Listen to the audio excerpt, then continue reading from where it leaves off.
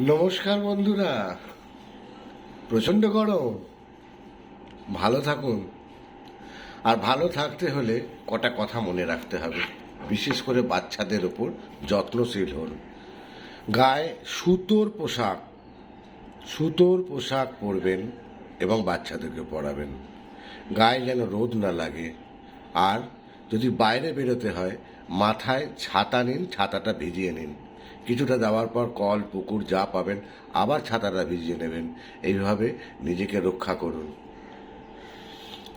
1 চামচ নুনের সাথে 3 চামচ চিনি দিয়ে একটু পাতিলেবুর রস দিয়ে 1 গ্লাস জলে শরবত করে খান। নিজে খান, অপরকে খাওয়ান, গায়ে লু লাগবে না। দুপুরের খাবার একদম মশলা তেল ছাড়া। পারলে ভাতে জল ঢেলে খান। মনে রাখবেন, এই গরমে আমরা পরাজিত হব না। যেভাবে কোভিডে আমরা লড়েছি, বেঁচে আছি, এটাই অস্বাভাবিক। অতএব আমাদের বাঁচতে হবে, আর গরমের সাথে লড়াই করে বাঁচতে হবে। ভালো থাকুন, নিজেকে ভালো রাখুন, অন্যকেও ভালো রাখুন।